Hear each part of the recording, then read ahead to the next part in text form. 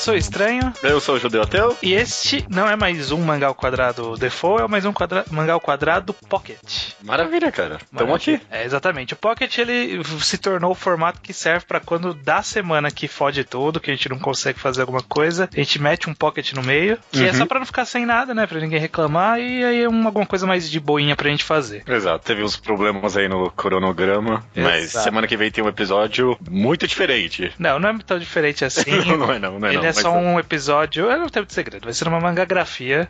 Mangagrafias dão trabalho, a gente precisou de uma semaninha a mais pra gente conseguir terminar de ler tudo. Exato. Então, esse é o motivo de ter o Pocket. E qual foi a ideia que eu tive, que eu mandei pro Judeu? O Judeu aceitou, acho. Aceitei, supostamente. Que assim, a gente já tá no programa 170 alguma coisa. É isso? 170, sei lá. 180 vai ser o próximo, se eu não me engano. Caraca, é muito programa. 180 programas, 180 recomendações que a gente fez. E muita gente começou a ouvir a gente lá no meio do podcast, ou recentemente, pouco tempo atrás, e nunca ouviu tudo. Quando a gente fazia as recomendações no começo, a gente usava as coisas que a gente mais gostava, ou que a gente achava que mais valia a pena recomendar na época. E muita coisa ficou pra trás, porque as pessoas não vão muitas vezes ouvir o programa lá no comecinho, ter que pular o negócio do One Piece, Naruto e Toriko, que a gente falava. Então, tipo, tem uma recomendação que ficou lá pra trás, e às vezes a gente não usa muito de exemplo, mas a gente às vezes gosta, às vezes não, né? É isso que a gente vai discutir aqui, que é justamente vamos revisitar algumas recomendações, e esse vai ser uma minissérie. A gente vai sempre fazer esse programa quando a gente não tiver ideia, a gente mete essa cara pra quebrar, que a gente vai indo de 10 em 10. De 10 em 10. Ou sei lá, né? Às vezes, se a gente tiver tempo, manda um pocket a mais, tirando o episódio na semana, né? Quando a gente estiver de boa, a gente quiser dar uma revisitada nas recomendações, então é um novo quadro que pode ter de vez em quando, talvez não. Exato. Então a ideia é a gente pegar os 10 primeiras recomendações, e daí pra frente fazer de 10 em 10 no futuro, quem sabe, e ver uma a uma, relembrar o que é a recomendação, porque às vezes as pessoas não conhecem, e opinar o que a gente ainda acha, se a nossa opinião mudou desde então, às vezes a obra estava em publicação, ela continuou, se a gente recomendaria ainda hoje ou não, a gente vai revisitar, simplesmente revisitar. Ver o que a gente achava também na época, né? Exato. Então vamos começar com a primeira recomendação da história do Mangá ao Quadrado, que foi uma recomendação minha de Green Blood. Você lembra porque você recomendou Green Blood? Eu lembro que uma das ideias que Green Blood tava começando a sair na época. Sim, 2 capítulos, eu acho. Exatamente. Tinha começando a ser traduzido e eu tinha gostado muito da arte, eu nunca tinha lido nada do autor. E aí eu recomendei porque uma das coisas que eu queria recomendar, que era o tipo de recomendação que eu gosto de fazer, é coisas novas que eu acho que merecem atenção. E foi o caso de Green Blood na época, e desde então ele já terminou, né? Terminou com 5 volumes e foi licenciado no Brasil, inclusive pela JBC, também já saindo no Brasil. Relembrando rapidamente, mas bem rapidamente, não vou entrar em muitos detalhes, Green Blood é uma história desenhada e escrita pelo Masasumi Kakizaki, que é o mesmo autor de Hideout, que também já saiu no Brasil, e conta a história de um menino e seu irmão que vivem nos Estados Unidos na época da colonização ainda, né? Eles moravam ali na região que chamava de Five Points, e é uma história de faroeste, por assim dizer. De vingança, é uma coisa meio de vingança. É um lugar que é bem sanguinário, as pessoas morrem com frequência, e tem esse personagem que a gente descobre que é o personagem principal, que ele é o assassino de um grupo lá, de bandidos, os Grave Diggers. E aí a história vai circular mais ou menos em torno desse cara, com os conflitos que vão surgir, com inimigos que vão aparecer, basicamente uma história de faroeste envolvendo isso. Você ainda recomenda esse mangá hoje em dia, cara? Porque desde então terminou, né? Terminou. Particularmente eu acho que ele não terminou tão bem. Não. Mas eu já vi gente falando que ele destrói no final. Tipo, não, é muito ruim. É pra tanto. Eu acho que não é pra tanto também. Eu acho que é uma história ok. Simples, o começo ele é bem tranquilo, bem legal de ler, o finalzinho você vai falar, porra, meio corrido, né, meio nada a ver, mas eu acho que ainda vale a pena 5 volumes, a arte é excelente. A arte é excepcional, a quadrinização também, que nem Hideout funciona bem parecido também, né, bem simples. Sim. Tipo, a história não é lá grande coisa, mas tipo, a técnica do cara é bem impressionante. Ele tem uma arte bem específica dele, ele faz aqueles traços em branco, assim, na imagem toda escura, fica com um efeito bem legal. Então eu acho que ainda vale a pena, sim, pessoal encontrou em promoção por aí pra comprar. Ah, só tem. Green Blood foi um daqueles que... Saiu e ninguém comprou. Saiu e ninguém comprou e agora tem uns pacotão, né? Você acha, se bobear, você acha por uns 5 contos, se achar pra comprar, não vai ser ofensivo, não vai ser um dinheiro jogado fora. Próxima na lista de recomendações aqui é logo no início a gente já mandou bem com o The Music of Mary, né? Esse é um comentadíssimo no podcast, pra quem não sabe, bem por cima, né? Meio que a história desse mundo perfeito e sobre esse garoto que vê uma deusa gigante sobrevoando o mundo, né? E tem todo um conflito interno sobre religião, moralidade, ética, essência humana, que envolve um grande plot twist que tem no último volume desse mangá, que são 2 volumes só, né? Exatamente, a nossa eterna promessa de lançarmos no Brasil. Inclusive, tá chegando, pode ser que a gente tá trilhando o caminho, viu? Não a gente, mas uma editora aí que é New Pop vai lançar Circle, que é do Furuya, né? Quem sabe, né? Quem sabe. Nada está perdido. Eu acho que assim, o The Music of Mary, ele, por muito tempo a gente usou ele como exemplo em várias coisas, e de uns tempos pra cá a gente diminuiu um pouco, principalmente porque a gente não gosta de dar spoiler, porque a história é muito do que você lê pela primeira vez, é muito legal, né, você pegar. E como ela é curta e relativamente simples nesse sentido, a gente acaba não usando tanto de exemplo, e às vezes, não sei, parece que de uns tempos pra cá caiu o número de pessoas que falam que leram The Music of Mary pra gente. E o que eu acho que é uma pena, porque a gente gosta bastante aqui no podcast, tanto que foi a nossa primeira manga enquadrada. Foi mesmo. Nem tinha esse nome ainda. Nem tinha, que a gente só analisou e, acho que ninguém escuta mais, porque acho que ficou uma boa análise, eu acho. Sim. Mas ficou meio perdido ali, com um outro tema, né? Ficou meio esquisito. Mas, e é uma obra que é muito boa de reler. Eu acho que já mudei a minha visão sobre o mangá umas 5 vezes, porque toda vez que eu releio, eu penso, não, ele é pró-religião, anti-moralidade, agora eu acho que talvez ele é anti, não sei o quê. Então acho que é muito gostoso de reler esse mangá também. Sim. E eu acho que vale muito a pena mesmo quem não leu ir atrás, que essa autora deveria ter lido, porque como a gente não lembra com frequência, às vezes as pessoas acham que a gente não gosta tanto. Não, é muito bom. Muito bom. É dos tops recomendações do Mangá ao Quadrado. E aí, depois vai lá procurar o programa que a gente fala disso. Acho que é, sei lá, o programa 5, alguma coisa assim. Uma coisa assim, é o 5, sim. É só ir lá e reouvir nossa discussão depois de ler. A terceira recomendação foi minha novamente, foi Hiroshima, a cidade da calmaria. Novamente no estilo de tentar pegar alguma coisa que tava saindo na época, né? Tinha acabado de sair no Brasil e eu tinha acabado de ler pela internet, e aí, uma semana depois anunciaram que ia sair no Brasil, aí um tempinho depois tinha saído. Que é uma história... São 2 histórias, na verdade, do mesmo volume, sobre sobreviventes da bomba, né? Um é sobre uma pessoa que sobreviveu diretamente, e a outra é sobre descendentes de sobrevivente. E basicamente é uma história bem melancólicazinha, assim, sempre é, né? Quando envolve Hiroshima. Guerra, é uma coisa bem melancólicazinha. Eu lembro pouco da história, porque faz muito tempo que eu li, mas eu lembro dessa sensação ser bem forte, da melancolia e tal. E eu ainda acho que seria uma boa recomendação, principalmente porque saiu no Brasil e também é mangá esquecido de prateleira, né? Acho que ninguém nem lembra de comprar. Não, cara, não. Você ainda acha por aí, eu fui comprar bem depois dessa recomendação, eu lembrei da leitura muito boa mesmo, viu? A arte muito agradável e conta essa história de Hiroshima de um jeito bem diferente no final das contas, né? Sim. Porque, sei lá, se comparar com, sei lá, Genpa Descalços, que é essa história bem dramática mesmo, Sim. né? E mostra os horrores, não é sobre os horrores, é sobre mais, as pessoas mesmo, é algo muito pessoal, assim, Então, como foi depois, né? Não é o período de você se recuperar da destruição física, né? Da cidade se recuperar e você sofrer, como é o caso de Gen. É de você se recuperar emocionalmente, né? Como isso afeta a sua vida de outras formas, né?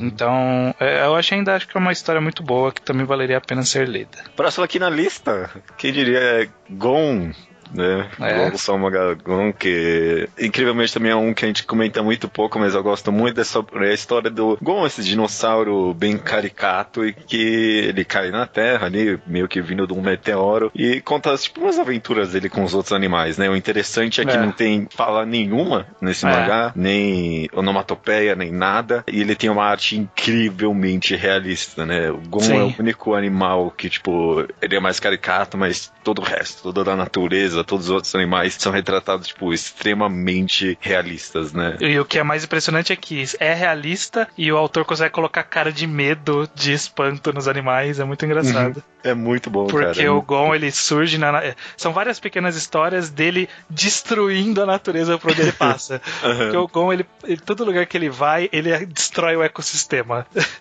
É muito engraçado, porque tipo, ele não tem a noção que ele tá acabando com a natureza, sabe? Tipo, acaba com todo mundo ali, meio que sem querer, às vezes meio por querer, porque o Gon, ele é meio que essa criatura meio malévola até um pouco, né? Sim, sim. Talvez até eu nunca parei pra pensar, mas talvez tenha até um comentário meio ecológico aí, eu não sei dizer. Talvez. O Gon, ele chegou a sair alguns volumes no Brasil e eu acho que foi, sei lá, foi junto com a falência da Conrad e aí ele sumiu. E é um que eu acho incrível não ter voltado, né? Porque é muito pra qualquer pessoa, sabe? Tipo, sim. As pessoas iam ver e iam comprar sem precisar saber que era mangá, sabe? Dava pra ficar ler tranquilamente a história do zero. Pra criança até mesmo, na banca, sabe? Eu acho que é um que realmente poderiam relançar, assim, até porque não tem trabalho nenhum, né? Tipo, não tem que traduzir, não tem que nada, sabe? Só, tipo, copiar, colar e mandar pras bancas, né? Anota aí, segundo título da nossa editora. Segundo título, Gon, pode ser. Terceiro também vai estar nessa lista. Poderia ser esse, inclusive, não era o que eu tava pensando, mas a nossa quinta recomendação foi Hotel. Pois é. O one shot, o Hotel, né? Tem o volume, o Hotel do Boichi, né? O nosso mais odiado autor preferido. Cara que fez uma coisa que é perfeita e aí todo o resto é ruim, né? Nossa, como a gente já falou, ele gastou todo o talento dele nesse one shot. Os outros one shots do volume são legais, mas a gente nem recomendou eles, né? Foi mais o one shot Hotel. Ele tem duas versões, tem uma versão coreana que é meio bosta e depois ele fez uma versão japonesa que é boa mesmo. Boa mesmo. Que até hoje pra mim ainda é o melhor one shot. Pra mim também. Melhor shot que eu já li tudo, sabe? Sim, ele é muito bom. Ele, resumidamente, vai contar a história do fim da humanidade. A humanidade vai acabar e aí eles resolvem fazer uma torre que vai armazenar os genes, os DNAs de todas as espécies, para caso no futuro a gente consiga sobreviver à destruição, a gente tenha como repovoar o mundo de alguma forma. E aí eles têm a torre e tem um outro negócio que eles vão lançar pro espaço, né? E aí a história vai acompanhar dessa torre, né? A inteligência artificial que vai tomar conta dessa torre. Então é uma história bem sucinta, direta, bem tocante, bem legal, muito bem desenhada e que vale muito a pena sim ser lida. Cara, nossa, é um obrigatório, até porque esse é tão curto, né? E tão vívido ao mesmo tempo, né? Sim, é muito bom. E a gente, inclusive, fez um pseudo enquadrado, né? Quando a gente fez um mangá enquadrado de 3 one-shots. E aí o Hotel estava lá. Vamos lá conferir isso também. Sexta recomendação aqui é um favoritíssimo meu. Pô, eu comento pouco, mas eu gosto tanto de Omoidemonon, cara. Porra, como eu gosto de Omoidemonon. Conta essa história dessa menina que encontra um cara meio numa viagem de navio, se não me engano é anos 70, anos 80, uma coisa assim, né? Sei lá, não é spoiler. Tipo, a menina, ela tem armazenada na memória dela toda a história da humanidade, tipo, não só da humanidade, tipo, da evolução, sabe? Ela tem a história do mundo guardada dentro dela, desde que o ser humano era uma célula no mar, até, tipo, virar ela hoje em dia. Ela é passada, tipo, de mãe pra filha, né, durante as gerações. Ela tem a memória dos antepassados dela, né, tipo, é a memória, não que ela sabe tudo do humano, é onisciente. Sim. Ela só guarda tudo que ela viveu, desde que era uma célula, tipo, ela era uma célula e quando tinha uma filha, essa filha herdava esse conhecimento e assim por diante. E aí a gente vê ela, né, essa personagem que é tão interessante, tão alienígena pra gente, mas ao mesmo tempo meio identificável. Ela é essa pessoa que tem um contato mais vívido com a liberdade, com a natureza, uma pessoa sem muitas amarras, E ao mesmo tempo carrega esse peso, né, e o manga trata, tipo, umas questões de, tipo, existência mesmo, né, e, tipo, o fardo de viver, né? Exatamente. Eu acho que é muito profundo. Também é um one-shot curtíssimo de ler, acho que vale muito a pena, cara. Nesse caso ele não é um one-shot de um capítulo, é um voluminho, né? Bem curtinho. Inclusive, poderia ser um lançamento nosso, porque não acredito que nenhuma editora pensou em trazer o Omoidemonon ainda. Inclusive, internacionalmente, né? Ninguém nunca pegou o Omoidemonon, nenhuma obra desse cara, eu não sei porquê. Funcionaria bem, porque pra mim, Emanon é uma história muito boa e que não tem como não gostar de Emanon. A capa é bonita bonita também. Você pode não gostar muito, mas você não tem como não gostar de Emma, não. Concordo. A 7ª recomendação nossa foi minha também, que foi Assassination Classroom. Olha aí. Só, ele tava começando. No comecinho de tudo. Acho que tinha, sei lá, 1 volume, 2, não sei. Não era 10 capítulos, pouca coisa mesmo. Bem no comecinho. E Assassination Classroom é o 2º mangá do Yusei Matsui, que fez um que a gente gosta bastante de algumas partes também aqui, que é o Majinta Tenogami Neuro. Uhum. E aí ele veio com essa publicação de Assassination Classroom e pegou todo mundo de surpresa, porque nunca teve one shot, ele surgiu do nada, e foi nesse ímpeto de, nossa, é algo diferente, de um autor que sei que sabe fazer coisas boas, né, então vou recomendar. E basicamente vai contar a história de uma criatura meio que alienígena, que é o Koro Sensei, que ele surge numa sala de aula.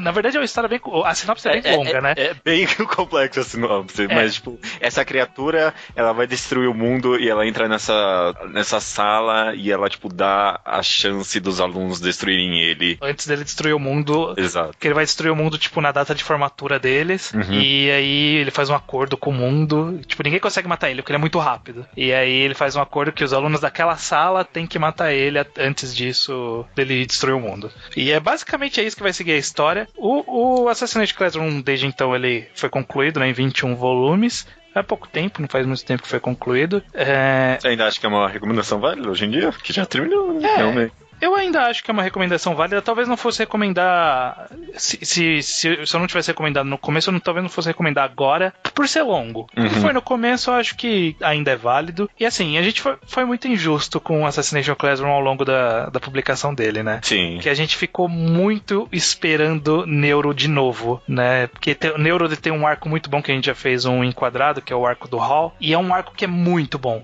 E a gente ficava todo arco que parecia que ia seguir por um caminho parecido, a gente falava, olha aí, vai vir o arco do Hall. E aí, nunca vinha. E nunca veio no final das contas, né? No final das contas, eu acho que o mangá não teve nenhum arco tão extenso e tão complexo, então uma coisa levou a outra, que nem é o Hall, mas ele teve vários momentos que eu, bati a palma, sabe? Pô, parabéns que você teve a coragem de fazer isso. Mas no final, eu não sei, eu não sou tão fã de Assassination Classroom. No final, eu não acho ele excelente. Uhum. Eu acho que é uma leitura agradável, tem alguns momentos legais, e dentro da proposta que ele se colocou, eu acho que ele cumpre bem. Uhum. Ele não tentou ir muito além. A gente que quis que ele fosse, mas ele nunca foi muito além. E talvez por isso não seja excelente, por não ter ido muito além. Exato. Mas não tá errado. É um caminho que o autor escolheu seguir. Não foi uma publicação ruim. Foi uma publicação boa. Então acho que ainda é válido, sim. Próximo na lista aqui é mais um, a gente colocava tudo que a gente amava mesmo nessas recomendações iniciais, inclusive Kokou no Hito, né? Um mangá que teve uma análise em 4 podcasts aqui no Mangá ao Quadrado, né? Exatamente. Esse é o quanto a gente gosta de Kokou no Hito. 4 podcasts. Kokou no Hito conta basicamente a história desse cara que ele é meio um isolado social, não gosta de falar com as pessoas, e por meio de vários acontecimentos ele acaba se interessando muito por montanhismo, né? Escalada, montanhismo, tudo isso. E conta a história dele e essa relação entre ele ser um isolado social e o esporte do montanhismo e a experiência e tudo mais. Inúmeros aspectos, da essência humana, né? E da sociedade e tudo mais. Ele tem vários tipos de discussões que ele faz em momentos diferentes. Ele sempre trabalha a psique desse personagem, como ela é impactada pela realidade, como ele se encaixa no mundo ou não, como ele não se encaixa. Toda a jornada dele para ele achar a paz interior. É uma história que vai longe. Uhum. Fora isso, né? Com a arte excelente, com a arte, né? Excepcional. Nossa, tantos quadros memoráveis desse mangá, né? Você fecha os olhos e você lembra das coisas que ele desenhou. Mas, cara, a arte é só realmente um complemento à história, que é fantástica, né? Porque um complementa o outro. Esse mangá é bom demais, um dos poucos mangás aqui que eu dei nota 10 no final das contas. Sim, ele não é perfeito, mas ainda assim mereceu um 10. Exato. Tudo que ele tem de bom superem muito os problemas que ele tem. E se você quiser mais detalhes, leia e ouça nossos 4 podcasts sobre ele. 4 podcasts sobre ele. É curioso, conheço muita gente que justamente foi lendo aos poucos e escutando aos poucos, né? Então, exato. Eu acho que é uma experiência válida. A 9ª recomendação foi do nosso primeiro convidado no Mangá ao Quadrado, que foi o Kitsune, o Leonardo Kitsune lá do VideoQuest. E ele recomendou Kekaishi, que eu imagino que até hoje você nem tocou em Kekaishi. Não, cara. Desculpa, essa é a minha primeira recomendação em dívida aqui do Mangá. Nos próximos programas eu vou ter um monte. nesse primeiro programa eu escapei. Kekaishi, ele é um Battle Shonen, né? Um mangá de porrada shonen. O personagem principal, ele é de uma família de pessoas que fazem tipo umas barreiras pra proteger uma escola, que é um terreno sagrado. Na verdade, tipo, não é a escola que é o terreno sagrado, é que a escola foi construída em cima do terreno sagrado, que surgem uns monstros lá. Tipo, é um terreno muito poderoso de energia, os monstros vão lá pra sugar energia e ele tem que proteger, é o trabalho dele. E basicamente a história vai envolver isso, né? Tipo, ele luta com essas barreiras, uns quadradinhos lá que ele faz, e aí tem uma outra menina de outra família que também faz, e aí eles se complementam e tal. A história vai seguindo esse caminho da história default de mangá de batalha. Eu li até onde saiu no Brasil. Eu gostei, mas não o suficiente pra eu continuar lendo pela internet. Se voltasse a publicar, eu continuava comprando, mas... O que nunca vai acontecer. O que não vai acontecer, né? Porque falhou. Mas ele é legal. Ele é legal. Eu lembro pouco da história, mas eu lembro que ele tinha algumas... Tipo, ele começava meio padrão, até meio chatinho, e aí em um determinado ponto, tipo, a autora falava, não, essa história, ela é mais do que parece. Entendi. E aí tinha alguns conceitos interessantes, tinha umas viradas legais. Ele usava bem os poderes, até onde eu sei, né? Tipo, meio que limitados, os negócios de barreiras, ele fazia algo interessante, não era? Mas não um personagem, a menina mais fazia. O personagem principal, ele era mais força bruta mesmo. Ah, tá. E aí tem algumas viradas, tipo, o personagem principal, ele tenta meio que resolver o problema mais rápido do que no mangá de batalha normal, sabe? Tipo, ele tenta atacar o problema de uma forma diferente. Tem vários conceitos legais que eu lembro pouco, mas eu suponho que seja bom porque a obra seguinte da autora, que é o Birdman, que a gente vai recomendar lá na frente, eu vejo que a autora sabe mais ou menos o que ela faz. Então, eu suponho que Kekaishi seja bom até o final, mas eu não li até o final pra poder falar. Ok, cara, ok. Se alguém tá procurando um shonen simplesão, vale a pena. Exato. O último desse primeiro programa é mais um essencial do Mangá ao Quadrado, que eu muito querido ao seu coração, Solanin, né? Que na época não tinha saído, eu acho, mas hoje em dia sim. Exato. Solanin, cara, né? Saiu pela LPM. Solanin conta meio que a história de coming of age da personagem principal, de dois personagens, na verdade. É um casal que eles estão morando meio juntos, a menina meio que sai do emprego e meio que entra nessa vida, tipo, o que eu faço da minha vida, né? Nesse período meio que talvez pós-faculdade, o que eu faço, sabe? O que eu faço da vida? O que eu quero da minha vida. Naquela época da sua vida que, tipo, não tem um caminho óbvio pra você seguir, né? Eu acho que provavelmente é a obra máxima sobre esse tipo de assunto, sabe? Exato. Tipo, é a obra essencial do Coming of Age, porque realmente ataca o assunto de uma forma muito visceral e identificável, né? Tipo, todo mundo passou por isso em algum momento. Ele ressoa bastante com pessoas que passaram por esse momento. Se você saiu do ensino médio ou saiu da faculdade, e aí você tá naquela coisa meio de e agora, né? O que eu vou fazer? Eu não tenho mais o que fazer.